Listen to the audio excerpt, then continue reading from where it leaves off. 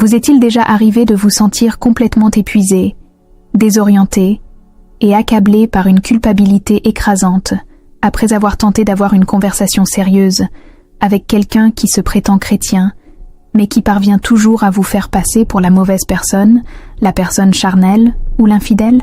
Vous essayez de dénoncer un mensonge, un acte de cruauté, une trahison ou un manque de respect constant, et soudain, presque comme par magie, la Bible s'ouvre, un verset vous est jeté au visage comme une gifle, et vous terminez la discussion en demandant pardon pour une faute que vous n'avez même pas commise. Si vous êtes pris au piège de cette toile invisible et suffocante où la religiosité est utilisée quotidiennement comme un bâillon pour étouffer votre douleur et vos doutes, vous devez prêter une attention particulière à chaque mot qui sera prononcé ici. Aujourd'hui, nous allons dévoiler les rouages de cette manipulation, et je vous préparerai à l'épreuve ultime qui déchirera le masque de cette fausse lumière et vous rendra la raison. Avant de plonger au cœur de cette révélation qui transformera votre esprit et libérera votre âme de cette captivité, aimez rapidement cette vidéo et abonnez-vous à la chaîne pour ne manquer aucun contenu axé sur la protection de votre vie contre les prédateurs émotionnels. Pour accéder à la liberté, il est essentiel de comprendre et d'intégrer profondément la première chose à faire. Saisir comment la parole de Dieu est lâchement instrumentalisée comme une arme de captivité par un manipulateur pervers. Les abus spirituels et la manipulation religieuse ne sont pas toujours évidents. Ils ne commencent pas par des cris ni par un visage malveillant. Ce type d'abus est infiniment plus destructeur, car il se pare des atours de la sainteté. Le prédateur émotionnel assis à vos côtés à l'église, partageant le même toit et la même table chaque jour, étudie les Écritures et le langage de la communauté chrétienne, non pour s'en inspirer, mais pour trouver des arguments imparables contre vous. Il s'empare des concepts les plus sacrés, les plus purs et les plus libérateurs, tels que le pardon, la soumission, la patience, la grâce et l'amour du prochain, et les déforme avec une précision chirurgicale, diabolique et intentionnelle, afin de vous contraindre à accepter, la tête baissée, un comportement totalement inacceptable et destructeur. Quand il vous ment, quand il trahit votre confiance de la pire des manières, quand il agit de façon explosive et irresponsable, ou vous inflige ce silence insupportable pendant des jours, et que vous trouvez enfin le courage de le confronter, il ne s'excuse pas. Il brandit aussitôt l'idée de pardon et de grâce divine, comme un bouclier impénétrable pour ses propres manquements, et comme une épée de Damoclès au-dessus de votre gorge. Il vous fixe droit dans les yeux, d'un calme effrayant, et vous dit que vous devez pardonner immédiatement, car la Bible ordonne de pardonner 70 fois 7 fois. Mais attention au piège mortel. Il exige votre pardon total et votre amnésie instantanée, sans jamais manifester le moindre remords sincère, le moindre regret pour ses actes, ni le moindre changement d'attitude. Il exige le pardon comme si c'était un droit acquis, utilisant les préceptes bibliques comme un laissez-passer illimité pour continuer à pécher contre vous, à vous épuiser et à détruire votre paix en toute impunité. Le danger suprême et insidieux de cette tactique est qu'elle provoque un véritable court-circuit dans votre esprit. C'est ce qu'on appelle la folie spirituelle. Il parle avec une telle conviction, il utilise le nom du Seigneur avec une telle désinvolture et une telle assurance, que vous, personne bienveillante et pieuse, commencez à douter de votre propre perception de la réalité. Vous passez des nuits blanches à pleurer, vous demandant si vous n'êtes pas une épouse assez soumise, si votre cœur n'est pas trop endurci et plein de ressentiment, ou si vous déplaisez à Dieu lui-même en étant incapable d'accepter cette situation humiliante en silence. Il se charge de vous faire confondre la voix de sa tyrannie et de son contrôle avec la douce voix du Saint-Esprit. Comprenez bien une fois pour toutes que ce n'est pas un défaut de caractère ordinaire, ni une simple erreur humaine. C'est un abus calculé, froid et intentionnel. Quand quelqu'un utilise le nom du Créateur de l'univers pour vous maintenir dans une peur constante, une culpabilité paralysante et une confusion mentale totale, cette personne n'exerce pas l'autorité spirituelle déléguée par Dieu. Elle agit en totale rébellion et pratique une manipulation émotionnelle déguisée en conseil. Et cela nous amène inévitablement au second mécanisme de défense du faux chrétien, l'inversion démoniaque de la culpabilité. Le manipulateur au trait narcissique est paralysé par une phobie panique. celle d'assumer la moindre responsabilité pour les dommages qu'il cause. Il préfère voir sa santé mentale se dégrader plutôt que d'admettre honnêtement une grave erreur. Aussi, lorsque vous parvenez enfin à le coincer avec la vérité absolue, lorsque les faits sont exposés, lorsque les preuves sont irréfutables et qu'il ne peut plus fuir ni dissimuler ses méfaits, il active immédiatement le mécanisme de défense le plus vicieux, le plus lâche et le plus efficace qui soit dans le milieu religieux. Il renverse la situation et s'attaque de front à votre spiritualité et à votre communion avec Dieu. En quelques secondes, grâce à une mise en scène parfaite, le problème n'est plus le mensonge absurde qu'il a proféré ni la faute qu'il a commise. Le problème devient le fait que vous osiez pointer du doigt loin du Seigneur. Le problème n'est plus la froide cruauté dont il fait preuve à votre égard en privé, mais votre prétendu esprit rebelle, votre cœur amer ou votre manque d'amour chrétien. Il construit rapidement un récit brillant et déformé, où il est toujours, invariablement, le prophète persécuté, le martyr incompris, qui ne cherche qu'à faire le bien. Et vous êtes dépeinte comme la personne charnelle, l'épouse querelleuse, la personne instable et déséquilibrée qui ne souhaite que détruire la paix du foyer et son ministère. Il est capable de verser des larmes simulées devant des responsables, des pasteurs ou des membres de la famille, en disant d'une voix étranglée qu'il priera pour vous, demandant à Dieu d'adoucir votre cœur de pierre. Cette tactique est diabolique, précisément parce qu'elle ne s'attaque pas à vos arguments logiques. Elle s'attaque à votre identité profonde et à votre désir sincère de plaire à Dieu. Vous vous repliez sur vous-même et gardez le silence, non pas parce que vous croyez à ces excuses fallacieuses, mais parce que vous êtes terrifié à l'idée de lutter involontairement contre les desseins de Dieu. L'agresseur se sert de ce voile épais de fausse spiritualité pour dissimuler son ego fragile et s'assurer de ne jamais avoir à assumer la responsabilité de ses actes. Il se décharge de sa propre culpabilité et la vous impute, exigeant que vous portiez la croix qui lui appartient.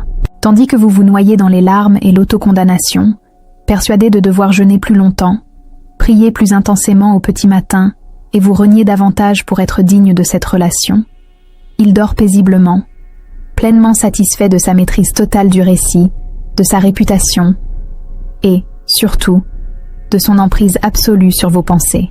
Mais pour que vous puissiez enfin appliquer le test décisif qui révélera définitivement cette imposture et mettra fin à cette manipulation, vous devez d'abord préparer votre propre champ de bataille intérieur.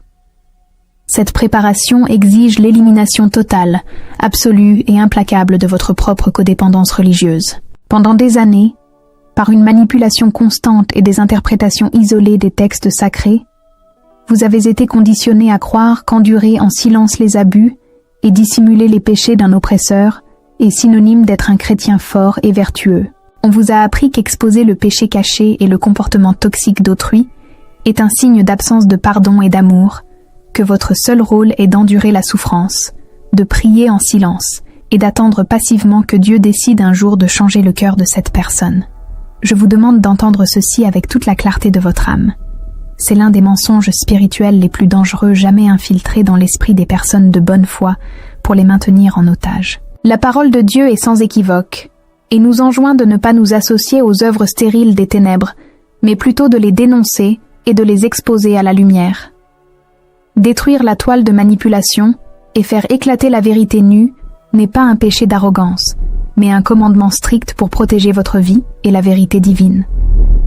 Vous devez, dès aujourd'hui, vaincre la peur irrationnelle de déplaire à Dieu en confrontant fermement l'agresseur. Souvenez-vous toujours que Dieu est lumière et qu'en lui aucune obscurité ne demeure. Lorsque vous acceptez d'être complice de la mascarade d'un faux chrétien, en prétendant que tout va bien par peur de semer la confusion ou de perdre la relation, vous êtes en réalité fidèle à un mensonge.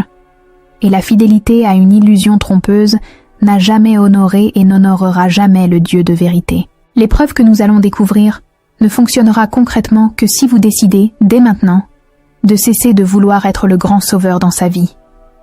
Vous n'êtes pas le Saint-Esprit. Votre patience excessive, votre épuisement physique et votre tolérance infinie ne feront pas de vous un homme bon. Vos larmes de douleur ne toucheront pas le cœur de celui qui prend plaisir à vous voir déstabilisé et dépendant de lui. Votre besoin désespéré de maintenir une paix illusoire à tout prix ne fait que vous maintenir dans une guerre sanglante et incessante contre vous-même. Pour le démasquer sans tomber dans ses pièges, vous devez cesser d'accepter le vocabulaire évangélique appris par cœur et les larmes versées à l'office du dimanche comme preuve irréfutable de transformation. Prononcer de belles paroles est la chose la plus facile au monde pour un imposteur. Tout prédateur sait mémoriser des versets pour s'en servir comme bouclier. La véritable transformation, le repentir qui vient du ciel, se prouve uniquement et exclusivement par la constance des actions quotidiennes, par la responsabilité assumée et par le respect inconditionnel manifesté au quotidien, loin de tout public pour applaudir ou témoigner de sa prétendue sainteté. Le moment est venu. Votre esprit est désormais protégé des fausses théologies, la culpabilité instillée par le manipulateur est déracinée. Et vous comprenez enfin que s'opposer à cette lâche manipulation n'est pas un manque d'amour, mais un acte d'obéissance profonde à Dieu et de préservation de votre propre santé mentale. Mais la question cruciale demeure. Comment appliquer cela au quotidien? Comment démasquer un prédateur insaisissable qui utilise toujours les versets bibliques comme prétexte et se dédouane en rejetant la faute sur vos réactions? Il existe un test extrêmement clair, pratique et implacable, que vous êtes parfaitement capable d'appliquer la prochaine fois qu'il tentera d'instrumentaliser la religion pour vous faire taire. En suivant ces 2 étapes précises que je vais vous enseigner, les rouages de son esprit seront complètement perturbés, et le vrai visage terrifiant dissimulé derrière la Bible sera révélé, dissipant ainsi tout doute sur sa véritable nature. Soyez attentifs à la première phase de ce test puissant. Le manipulateur qui instrumentalise la religion ne prospère que dans le secret. C'est un prédateur qui se nourrit de l'obscurité de votre chambre et des 4 murs de votre maison pour distiller son venin, car il sait qu'à l'extérieur, il doit préserver l'image de l'homme parfait, du croyant fervent, du mari ou du chef exemplaire. Il exige, implicitement ou explicitement, que vous gardiez ses péchés et ses comportements cruels absolument secrets. Il vous persuade que révéler les problèmes familiaux est une trahison envers la famille et un terrible scandale pour l'Évangile. Mais la première étape de notre épreuve décisive consiste précisément à lever sans relâche ce secret abusif. La lumière est la plus grande terreur des ténèbres. La prochaine fois qu'il commettra une faute grave, tentera de déformer la réalité, vous attaquera verbalement ou fera preuve d'une cruauté silencieuse, vous ne pleurerez pas, vous ne désespérerez pas et, surtout, vous n'essayerez pas de régler le problème en secret comme vous l'avez toujours fait. Vous le regarderez droit dans les yeux, avec une froideur et une autorité émotionnelle absolue, et vous l'avertirez d'une clarté cinglante que le temps du secret est révolu. Vous déclarerez que la prochaine étape ne sera pas une discussion stérile et épuisante au salon, mais la convocation d'un 3e témoin. Vous l'avertirez fermement que son comportement destructeur sera exposé à une autorité extérieure, qu'il s'agisse d'un conseiller chrétien expérimenté, d'un dirigeant sérieux ou d'un professionnel qualifié, et que son discours unilatéral est terminé. L'objectif fondamental de cette première étape n'est pas de colporter des rumeurs ou de semer la discorde, mais de purifier l'atmosphère malsaine par la lumière crue de la vérité. À cet instant précis, vous devez observer et mesurer l'intensité de la terreur absolue qui se lira dans ses yeux. Le narcissique spirituel sombre dans un profond désespoir muet lorsqu'il réalise qu'il a perdu la maîtrise du scénario qu'il a patiemment élaboré pour son public extérieur. La terreur instillée dans son esprit et la promesse de silence brisé, passez immédiatement à la 2e étape du test. L'exigence non négociable de se soumettre à une correction extérieure. Le prédateur spirituel prend un plaisir malsain à utiliser la Bible pour corriger la moindre de vos actions.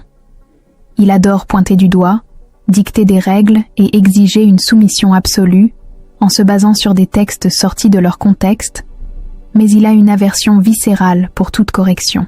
Il se place sur un piédestal intouchable, se considérant comme son propre juge et irresponsable envers quiconque. Lorsque vous appliquerez la 2e étape du test, votre exigence sera extrêmement simple, directe et fatale pour son orgueil. Il devra se soumettre à une thérapie rigoureuse, axée exclusivement sur les comportements manipulateurs et destructeurs qu'il a adoptés. Et soyez très attentive à ce détail qui fera toute la différence. Vous refuserez les thérapies de couple classiques où la responsabilité est partagée à parts égales. C'est l'un des pièges les plus courants qui détruisent les femmes chrétiennes bien intentionnées. La manipulation froide, le mensonge compulsif et les violences psychologiques ne sont pas des problèmes de communication au sein du couple.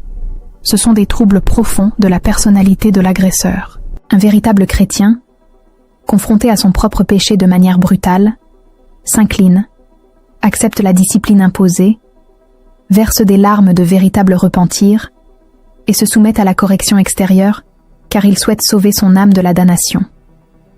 Mais le faux chrétien narcissique tentera d'échapper à cette responsabilité en utilisant tout un arsenal de jargon spirituel qu'il a mémorisé. Il vous accusera d'être vengeur et amer. D'une voix douce et cynique, il prétendra avoir déjà prié en secret à l'aube, que Dieu l'a déjà pardonné et que personne sur terre ne comprend son cœur, comme le Seigneur le comprend. Il tentera de spiritualiser sa propre fuite pour vous faire passer pour un inquisiteur cruel et insensible. Votre attitude mentale doit rester imperturbable, comme un roc dans la tempête. Rejetez immédiatement toute tentative de règlement à l'amiable. Répondez-lui simplement que s'il a déjà réglé cette affaire avec Dieu au ciel, il n'aura aucun mal à démontrer les fruits concrets de ce repentir devant des conseillers terrestres et à assumer pleinement la responsabilité de ses actes. Son refus d'accepter la lumière de la correction est la preuve vivante que sa spiritualité n'est qu'une vaine illusion. Et c'est à ce point de non-retour, lorsque les portes de l'excuse se referment, que nous arrivons à la troisième étape et au résultat final et irréfutable de l'épreuve, l'explosion d'un orgueil aveugle et la fuite désespérée devant la lumière. Acculé, lorsqu'il réalise que ses limites sont infranchissables et que son image publique, idole suprême qu'il vénère en secret, est sur le point d'être gravement ébranlé par la révélation de la vérité, le circuit interne de sa fausse piété s'effondre complètement. Il ne laissera transparaître aucune faiblesse. Sa réaction sera une fureur aveugle, une cruauté calculée ou une fuite d'une lâcheté extrême. Le masque du brebis bienveillante sera arraché avec une telle violence qu'il dévoilera instantanément les crocs acérés du loup. Pour tenter d'échapper au jugement extérieur, son premier réflexe sera de s'en prendre publiquement à votre personne avant même que vous ayez pu dire la vérité. Il lancera une campagne de diffamation en amont, racontant aux responsables, aux amis communs et à la famille élargie que vous avez perdu la raison, que vous avez dévié de la foi, que vous êtes mentalement instable et que lui, c'est le véritable martyr, souffrant et luttant à tout prix pour préserver l'ordre établi. Il utilisera les Écritures pour vous accuser de destruction délibérée, affirmant que la femme sage bâtit sa maison, tandis que la folle la détruit de ses propres mains, retournant ainsi la parole de Dieu contre vous de manière perverse, comme si révéler la vérité sur les abus était un acte de folie coupable. Mais s'il se rend compte que son entourage ne gobera plus ses mensonges faciles et que l'autorité extérieure que vous exigez est mature, sérieuse et insensible à son charme superficiel et vide, il adoptera l'acte le plus classique, le plus ignoble et le plus révélateur du faux chrétien. Il prendra la fuite. Il refusera catégoriquement de mettre les pieds dans un cabinet de conseil ou de se présenter devant quiconque le confronte. Il inventera des excuses incroyablement fallacieuses pour quitter cette congrégation ou ce cercle social, prétendant avec un air de supériorité que Dieu l'a appelé ailleurs, que cette église a perdu sa vision spirituelle, ou que ses dirigeants ne sont pas assez pieux pour le comprendre et le juger. Il tentera de déraciner sa famille de cette communauté et de les forcer à déménager dans une autre église, voire dans une autre ville, afin de recommencer ce cycle macabre à zéro, dans un nouvel environnement où personne ne soupçonne l'abîme de sa perversité et où le masque sacré reste intact, poli et brillant.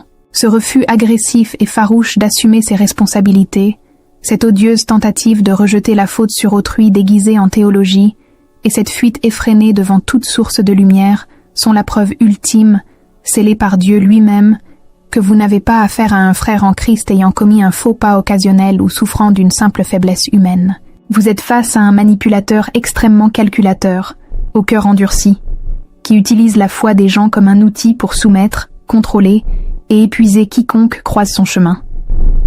Dès l'instant précis où cette épreuve révélera la vérité crue, votre conscience devrait être totalement apaisée et votre culpabilité induite devrait être éradiquée et anéantie à jamais. Le Seigneur Jésus-Christ, dans son infinie justice et sa sagesse, n'a jamais exigé que vous abandonniez votre raison votre paix intérieure, vos finances et l'intégrité de votre âme sur l'autel d'un sacrifice perpétuel, pour tenter d'apaiser les démons d'un être humain qui refuse catégoriquement le salut et la lumière. Votre responsabilité de tenter d'aider, de corriger, de dissimuler les défauts et de sauver la relation malgré votre épuisement total prend fin à l'instant précis où il choisit de privilégier un orgueil destructeur plutôt qu'un véritable repentir. Comprenez de toute la force de votre intelligence et de votre cœur qu'il n'y a ni communion véritable, ni alliance sacrée, ni possibilité absolue de guérison spirituelle sans place pour la vérité, aussi douloureuse soit-elle. Retirez votre soutien émotionnel, érigez des remparts infranchissables autour de votre esprit et cessez définitivement d'être le bouclier qui masque la mascarade religieuse abjecte de cet individu et l'attitude la plus courageuse, la plus juste et la plus inspirée que vous puissiez adopter pour votre vie et l'avenir de votre destinée. Vous n'avez jamais été créé pour vivre tapis dans l'ombre, gardant jalousement les secrets inavouables d'un oppresseur masqué.